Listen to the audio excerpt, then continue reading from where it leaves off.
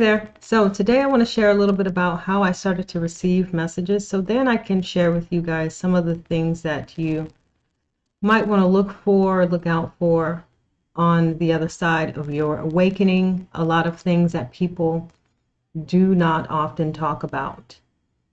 So when I was about, I don't know, maybe 20-ish, 21 or so quite a number of years ago, maybe like 23-ish years ago, I saw my first ever, actually it was a little longer than that, but I saw my first ever spirit in the back seat of my car as I was driving down a freeway in Southern California.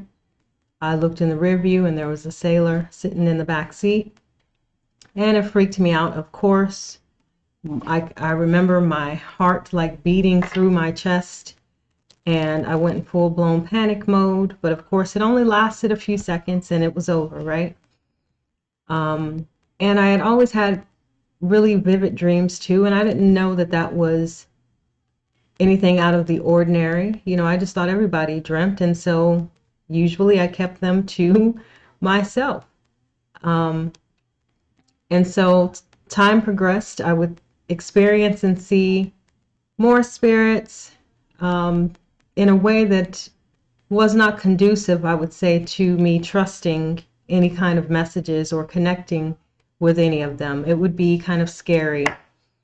They'd be standing sort of in full form, or in full size form, I guess I can say, in a corner, or right before I went to bed, I'd see something in front of me. And so it used to creep me out. And over time, I learned how to ask my guides or set some rules around how they showed up so I could work with them a little more. But before I got to that, I was also extremely empathic. And I don't mean, you hear that word a lot now, and, oh, you're just empathic and you pick up on things. No, I mean like walk into a room and you take in all of the energy in a way to where you need to turn around and walk out, right? I would have experiences where people would stop me on the street, dump their whole life story. They'd walk off feeling a whole lot better. I could see that. Meanwhile, I'm under all of this heavy weight of what they just dumped on me, right? And I remember one of the last times that happened, it took me out 4 days, and I was lying in bed and I was like, okay, I don't know if I can do life if this is how it's going to be, because it would be excruciating, right? And that particular time, I was standing out on the corner and a woman walked over. I was just headed over to the little corner store in the neighborhood, and a woman walked over and she proceeded, I don't even remember what she was telling me, but it was about her life, and I could feel all of everything that she had felt through those experiences in my heart chakra space, and I could feel it turning and changing, and it was exhausting. I stayed in bed for a few days.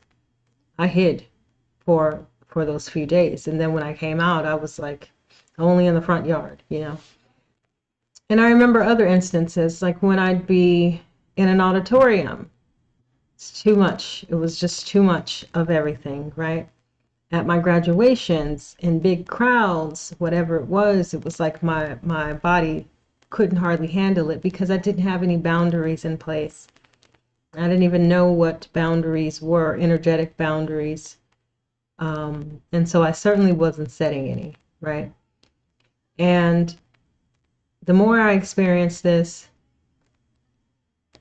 the more I would throw up questions and say things, not realizing that I was talking to my spirit team, because I didn't know anything about having guides and that kind of thing.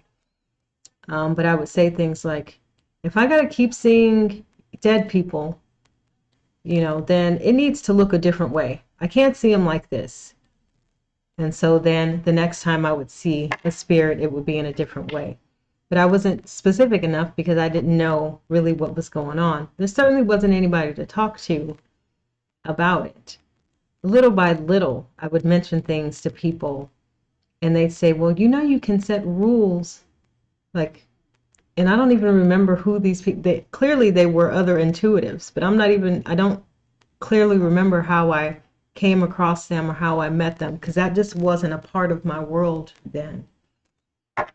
Um, but I remember one person telling me, well, you know, you can set rules and tell your guides how you want to work with them. And my everything was going off. Guides, rules, what? Work with who? You know.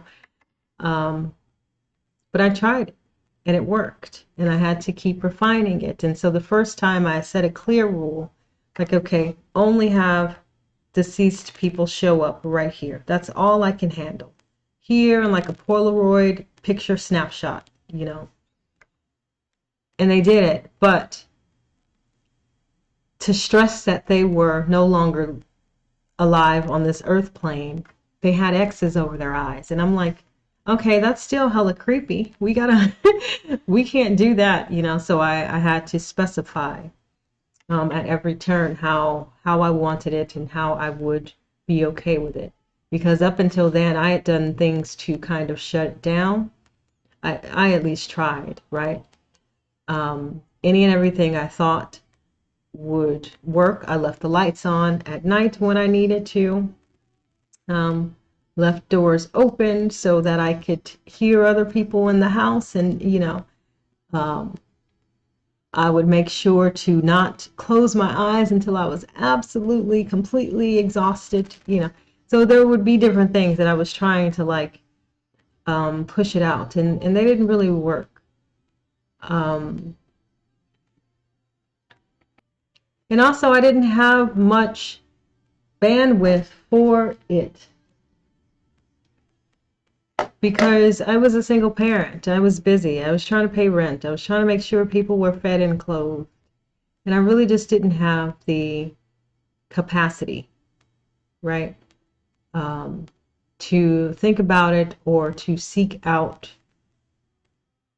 people or books or whatever it was. I mean, I remember watching a couple of TV shows. It was like, and that was a little later actually, when Teresa Caputo, I think, the Long Island medium, she had a show, and then there was things like, Jennifer, there was a show with Jennifer Love Hewitt or something. Can't remember the name of the show right now. But I watched stuff like that, trying to get a sense of what was happening, trying to get an idea, yeah. But all throughout that time, I was connecting with things. I was connecting with plants. I was connecting with insects. I would begin to fall asleep, and there would be shapes that, you know, came together in the middle of the room. There were often insects, moths, butterflies, little lizards, you know, that kind of thing. And I never understood why, but I also wasn't afraid of that level of psychic connection. That was a lot more safe to me than connecting with people no longer living here. I remember when I was about 22 and I had my maybe 23, 22, something like that, and I had my daughter, and a friend of mine who had passed away at 21, she was there. I took a nap and I woke up and there she was standing at the foot of the bed as a way to just kind of greet my daughter and to tell me hello. But of course it freaked me out, right? So anyway, these things kept happening. I didn't really have any resources, but little to help me figure out how to deal with it, what to do with it, if I could make it go away. So I spent quite a bit of time taking what little bit I did learn and attempting to shut it down. I didn't fully accept it because I didn't understand. I thought, oh, you know, in some ways it's kind of cool, but also, what am I supposed to be doing with it? So when I learned about meditating and third eye and all of that, I used to visualize my third eye closing, because it's like, okay, I'm seeing a little too much here and I don't know how to what to do with it. And so let's just close it off because I don't see how this is beneficial, right? That was kind of my thinking about it. But again, it didn't go away. It actually got stronger. It would, stop for a little while, right? But as soon as something happened, and it didn't really need to be anything dramatic or anything connected to it at all, there was again sort of nudging and wanting me to look at it. And so let's see, fast forward to when I was about 30 and I was in a writing program. So I went to school and I got a bunch of degrees in literature and writing. And I was in a master's program. And I had always been an avid reader since I was a kid. And so it only made sense for me to go into a writing program and write some books and, be a professor. Why not? So that was my plan. And every character that well, maybe not every character, but many characters were channeled. So I would create characters, so I thought. I would visualize what they looked like, how they sounded, what they did, where they worked, all the things that you put into a story and character development. And then I would go and meet those people in real life. Because, well, those were channeled, that was channeled inspiration, right? That was me tapping in, strengthening my channel, cultivating my intuition even further and deeper without realizing it. And then I look back on a lot of the stories that I wrote. They were all about self-development and spirituality, even though I didn't fully understand that at the time. And then shortly after I got my master's degree in my early 30s, I think, I worked with one woman in Australia over the wires, right? She had just put together a program to help people with psychic development and some other things, look into past lives, do some meditations. It was like that kind of starter program. And she was doing it for free because I didn't have any money. I had just graduated. I was looking for a job. Again, single parent, needing, having to pay bills and stuff, right? So I didn't have much excess income. And so I found her online, I think on Facebook. She was doing a free program. She allowed me to join the program.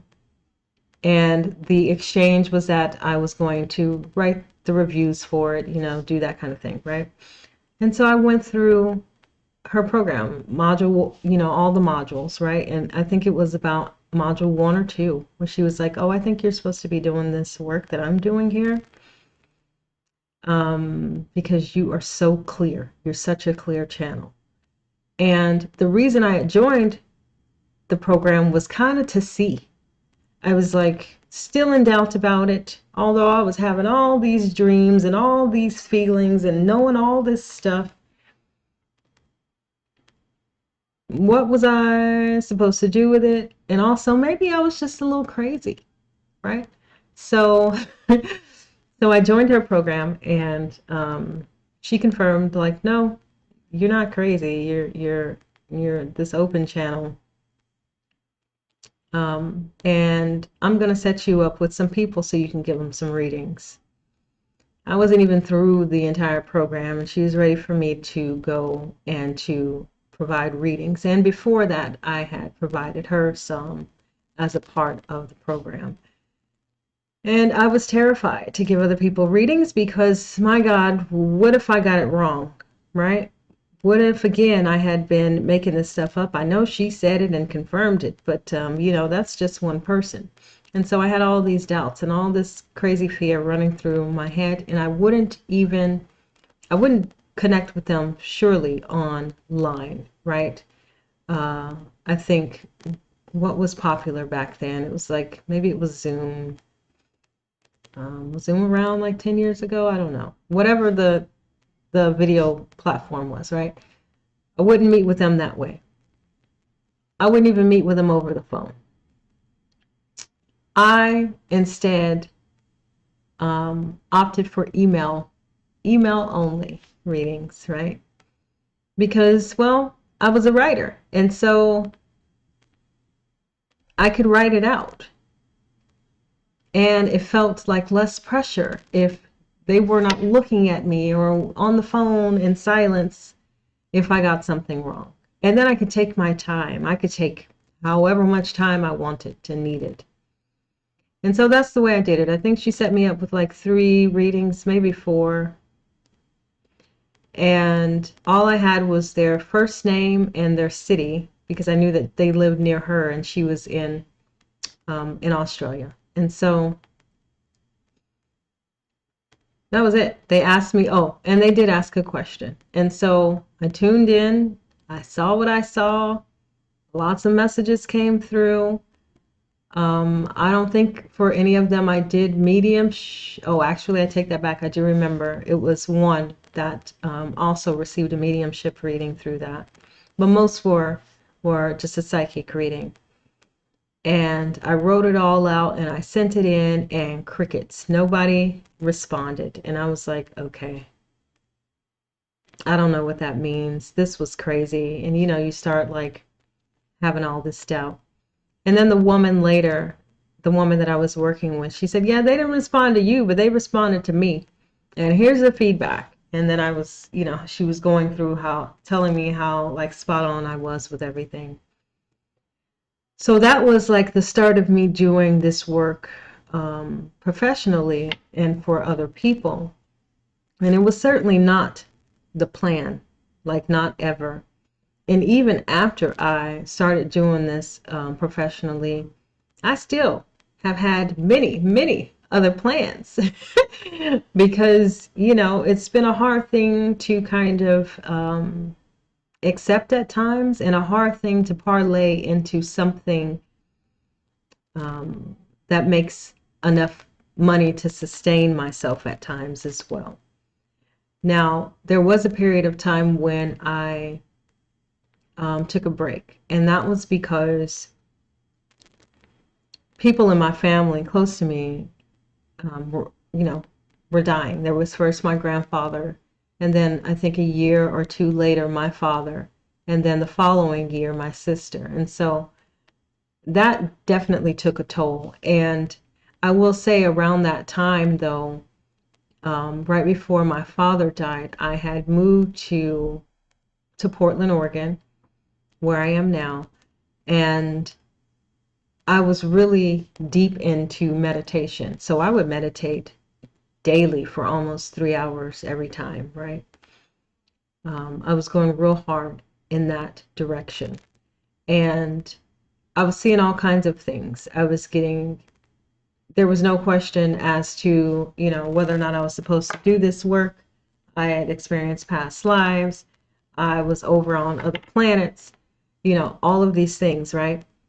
And I remember coming out of meditation one day and thinking, wow, this is so amazing, the access that I have, this, the, like, what a crazy journey this has been from the time that I started to receive messages and feelings and insights that I knew were a little different to the time that I am at now, like really in the deep end with this meditation here. And my guides had me doing all kinds of stuff. I was giving readings, I was teaching a class, I was preparing to do activations and all of these things. But even though it had been really amazing, certain parts of it, my everyday life was not really adding up to the depth that I felt like I was venturing in terms of my practices, right? And I could feel the contrast there. And so I continued on meditating and going deeper and spending so many hours in meditation and seeing all these amazing things and giving readings and doing that. And then I remember one day I meditated. I wasn't feeling that great. Something was, I can't quite remember if it was before or after my father died. I believe it was before. And it felt like they pushed me out of the spirit realm. Like that's what it felt like. Like I literally sort of fell on my face and they were like, enough. And the doors closed. It felt like a real kind of shoving you out, you know, kind of like shoving you out of the nest. And I didn't understand why. It felt like punishment. It felt harsh. It felt isolating. And it's like, here, finally, I open up to all of these things that you all, my guides, have been trying to show me for all of these years. And now you just push me out. And I couldn't understand. And yeah, I could still connect and give readings and do that kind of thing, but I couldn't go back into the deep meditation the way that I was. And so this is where I get to the part of what I want to tell you about what to potentially look out for after your awakening. Now, this is not all encompassing, and everybody is a little different. But of course, those first few years where you really open yourself up, they are amazing. I have probably never felt as good. You see the synchronicity, you experience the synchronicities, you see all of these signs, you just feel alive. You feel like you've got this amazing, magical kind of secret about your life, and that other people, you know, if they just took a moment to look around, they could also experience, right? And you feel like you're vibrating and you're humming and you're glowing and all these things are amazing. And then you get to the part where there's nothing. At least it feels like there's nothing. And so a lot of people on the other side of their awakening, they express that they have experienced a similar thing. And I remember giving a reading. I was at a psychic fair some years ago after this had happened. And maybe right before my father died, because shortly thereafter I took a break. But I was given a reading to a woman where she was experiencing a similar thing. And she was like, it was so amazing. All of these things were coming together. The world felt magical. I felt vibrant, like I could do anything. And then nothing. And so what am I supposed to do? Go back to what, just painting my pictures? And I told her, yeah, that's exactly what you do. No, I didn't particularly have the answers, but I could feel like that was the channeled guidance in that moment. Reason being, and I'll speak for myself, but I have witnessed this with other intuitives as well. Sometimes it's difficult to embody what we are taking in through our meditations, through, you know, channeling and connecting with other consciousnesses. But the whole point is to enrich our day-to-day, enrich our experience here down in the physical plane. And oftentimes we miss steps, right, along the way. So there's a level of embodiment that may be missed, and there are some key guided action steps that can easily be missed too because of how do I explain that? Maybe because of our discernment, because of us thinking that we are a little better than these actions seem to be. For example, there was a period of time where I needed to sign up for to be a substitute teacher. Now, I had all these degrees. That's a no-brainer, right? You need some cash, go be a teacher.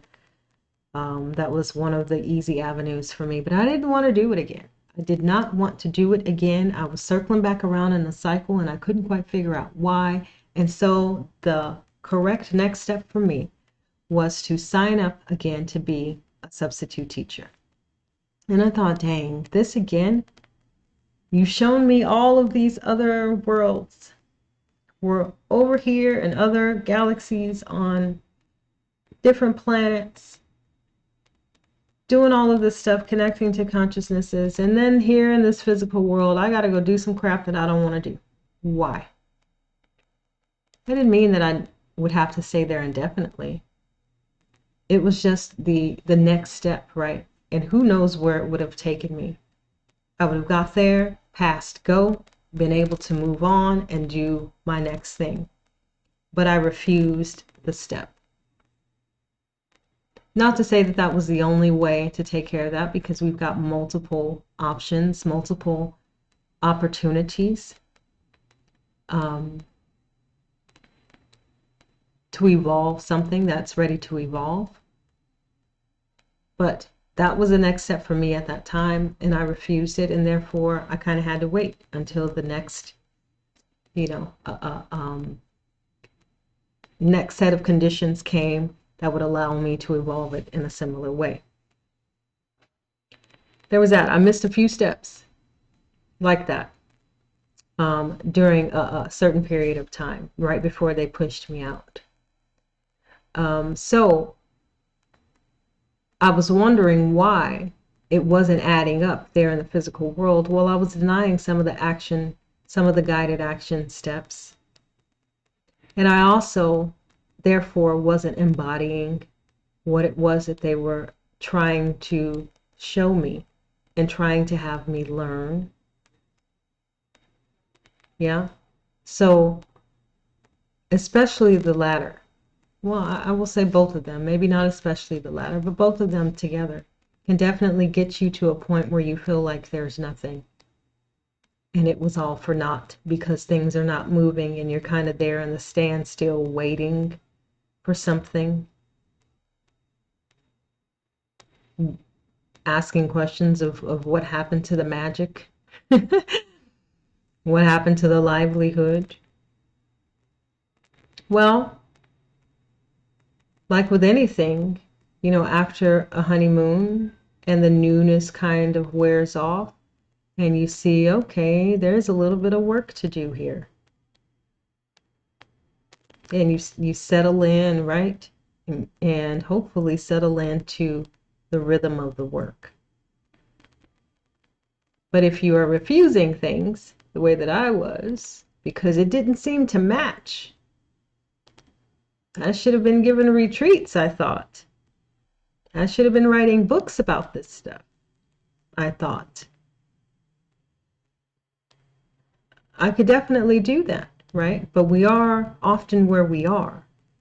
And so for me, my physical world needed to catch up to everything that I was taking in there, in my sessions, in my meditations, in my understanding, intellectual understanding, but not necessarily embodiment. So that's one of the things to look out for, that period of time where not only the newness kind of wears off and you settle in and you realize there's some deeper work that has to be done. A lot of people run for the hills.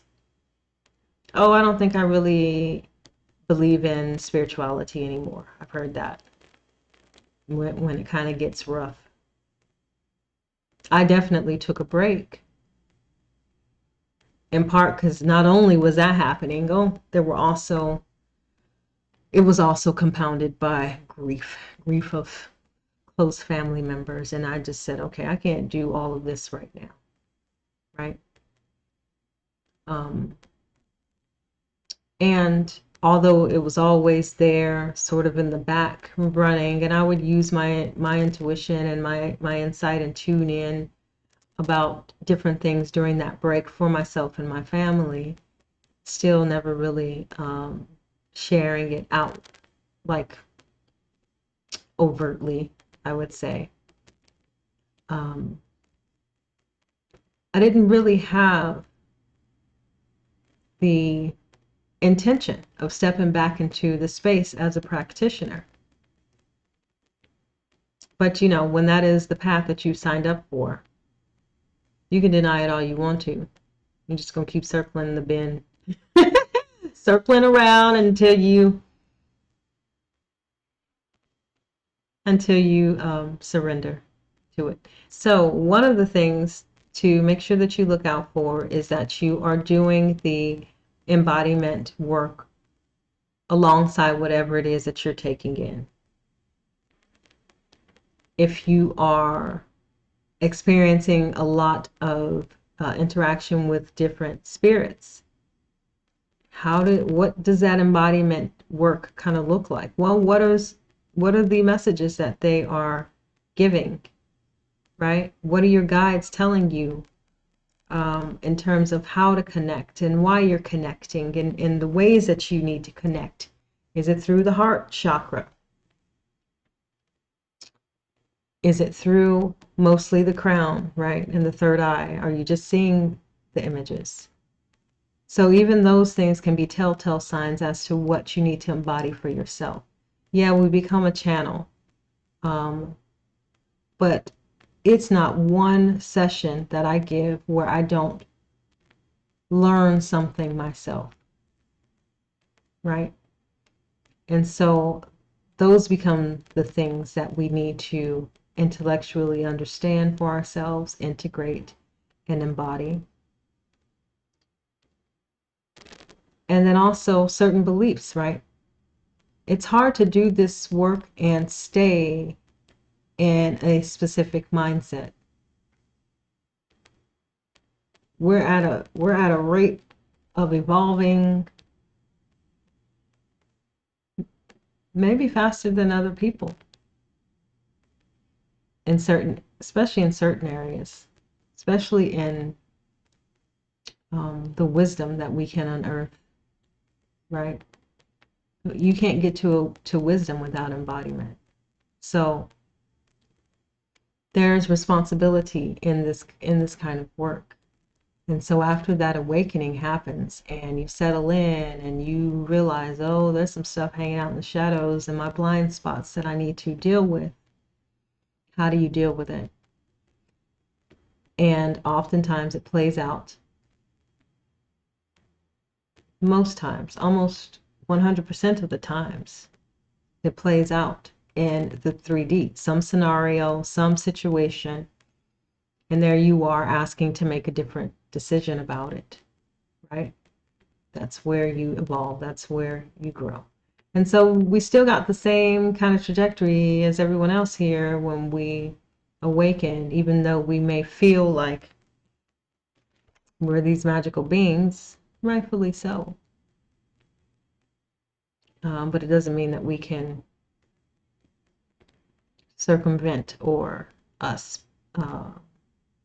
skip over the things that our path and soul are calling us to learn, right? So there's that. And there's also that deeper embodiment that I mentioned.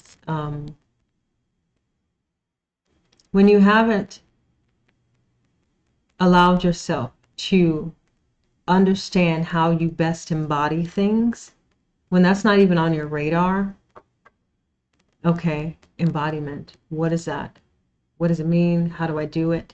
When it's not even on your radar and you go through an awakening, you can most definitely reach that period of time where it feels like silence, like dead air, like guides ain't talking to you.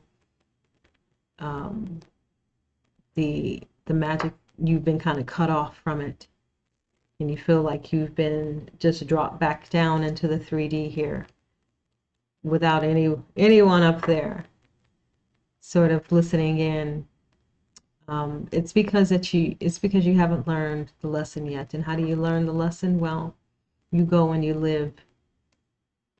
You go and you live, and you embody the lesson. So And by embodiment, I mean like literally bring it into your being and your body, and it becomes a part of who you are, how you do things, of maybe when you wake up and when you go to sleep, right? The speed and the rate of which you move and complete tasks. Like when you embody a new lesson, you become a new person because you've peeled back some sort of layers of your identity, of your understanding, and you've let them go, you've evolved them, you've deepened them, you've refined them, right? So, okay, those two things I just want you to look out for. I'll be back and I'll be doing more videos on this topic because I feel like it is extremely important, and I just barely cracked the surface here in terms of things you can look out for on the other side of your awakening, and when it's time for you to kind of walk deeper on that path and what sort of frightens people away. But in the meantime, if this is your first go round with this, I will say your kind of first awakening, because there's many levels to this thing here, then I encourage you to just enjoy it. You absolutely have to enjoy it, because it is absolutely amazing. And then when you get to those deeper levels and the harder work sort of sets in, you've got to learn to enjoy that too, right? Now, for example, because I have learned those hard lessons, at every turn I do something, I my guides mention something new, or well, work with me to deepen something. I know part of my embodiment formula is to celebrate. I've got to celebrate myself of where I am. I've got to literally sing and dance things into my being, and I have to have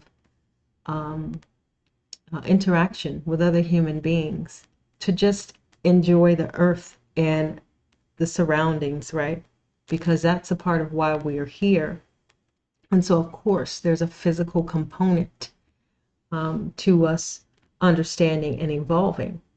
We can't do it all simply through meditation, for example, the way that I thought before. So, okay. Yeah, I'll be back to talk about this more, and I'll see you soon.